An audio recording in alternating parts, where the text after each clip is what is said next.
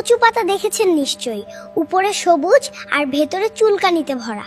ঠিক তেমনি কিছু মানুষ আছে, বাইরে থেকে দেখতে ভীষণ সুন্দর, কিন্তু ভিতরটা আবর্জনায় ভরা। সাপ দুধ খেয়ে বিষ দেয়, আর গরু ঘাস খাইয়েও দুধ দেয়। সুতরাং পার্থক্য খাবারের নয়, পার্থক্যটা স্বভাবের। নিজের যোগ্যতা নিয়ে কখনো অহংকার করবেন না।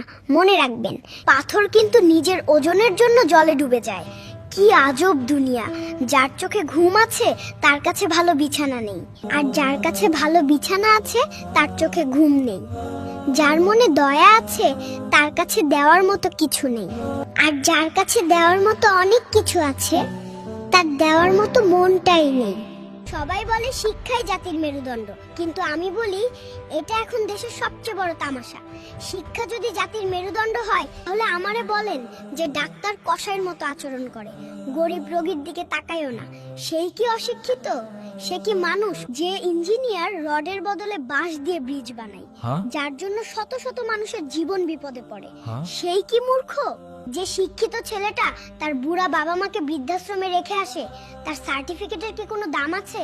আর যে স্যার পরীক্ষার আগে প্রশ্ন পাস করে হাজার হাজার ছাত্রছাত্রীদের জীবন নষ্ট করে দেয়, তারে কি আমরা শিক্ষক বলবো?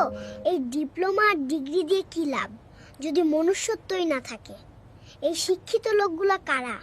নিজের দোষ ঢাকতে যেয়ে যারা অন্যের ঘাড়ে দোষ চাপিয়ে দেয়, তাদের সাথে তর্কে কখনো জিতা যায় না, কারণ তারা প্রতিটা মিথ্যাকে যুক্তি দিয়ে সাজিয়ে ফেলে।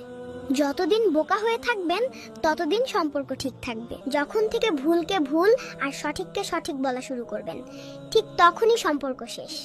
এটাই বাস্তব। নারীদের সৃষ্টি করা হয়েছে স্বামীর মানসিক শান্তির জন্য, স্বামীর সুখে দুঃখে পাশে থাকার জন্য, ভালোবাসা ও যত্নে জীবন সাজানোর জন্য। কিন্তু কিছু নারী মানসিক শান্তি নয়, বরং অশান্তি নিয়ে আসে স্বামীর জীবনে। ভালোবাসার জায়গায় শুরু হয় আধিপত্য আর অশান্তি। নারী 2 বেলা খাবার রান্না করে নিজেকে কাজের লোক বা কাজের দাসী বলে, কিন্তু একজন পুরুষ সারা জীবন উপার্জন করে, নিজের সবকিছু বিসর্জন দিয়ে পুরো পরিবারের স্বপ্ন পূরণ করে।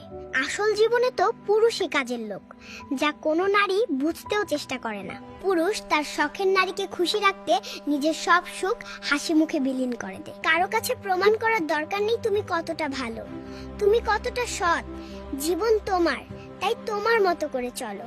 তুমি খারাপ থাকলে কেউ তোমার খোঁজ নেই না, তুমি না খেয়ে থাকলে কেউ তোমাকে খাবার দেয় না, বিপদে থাকলে কেউ সাহায্য করে না। তাই সবাইকে সন্তুষ্ট করার চিন্তা বাদ দিয়ে নিজের মতো করে বাঁচো। পরিস্থিতির সাথে লড়াই করা যায়, কিন্তু ভাগ্যের সাথে নয়।